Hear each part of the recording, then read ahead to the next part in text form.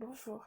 Aujourd'hui, je voudrais parler à une femme qui vit en Occident et qui n'a pas conscience du privilège qu'elle a d'avoir une société qui la soutient, euh, une société qui a mis des mécanismes pour la soutenir et qui accepte de rester dans une relation qui ne la convient pas avec des hommes qui ne lui conviennent pas. Beaucoup de femmes aujourd'hui qu'on rencontre au travail, au supermarché, on les lit aujourd'hui avec le phénomène de membres anonymes euh, dans des groupes Facebook. On lit beaucoup de ces femmes-là, pour ma part en tout cas, qui se plaignent d'un conjoint qui est démissionnaire. Euh, on a l'impression que il n'y a pas eu d'avancée par rapport au féminisme, par rapport à, à l'égalité. La charge mentale est un phénomène encore réel. Je vous donne un exemple.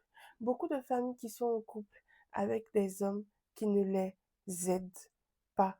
Et on ne devrait même pas parler d'aide, qui ne jouent pas leur partition dans l'entretien du ménage, dans l'entretien des enfants.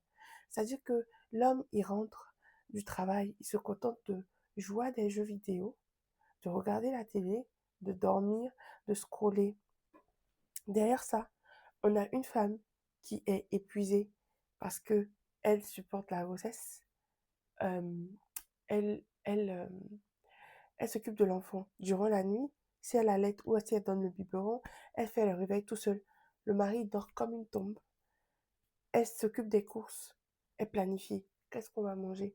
Quand est-ce qu'il faut faire les courses? Euh, les placards sont vides. Les dates de péremption. Il faut que je me nourrisse. Toute la journée, elle s'occupe encore de l'enfant.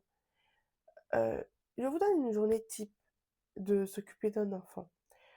C'est l'enfant, il va pleurer et il faut chercher. Qu'est-ce qu'il y a? C'est la couche. Il a faim. Il a sommeil. Il a mal au ventre. Je reprends à tous ces besoins-là parfois et l'enfant, il continue de pleurer. C'est épuisant pour la maman.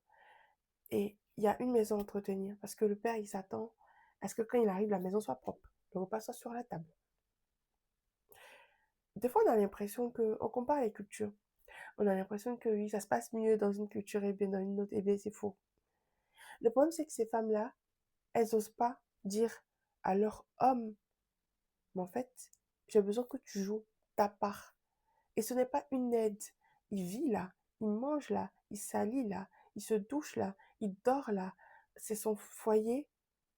En fait, il n'apporte pas d'aide. Il participe à entretenir. Et nous devons éduquer nos garçons à être de meilleurs maris,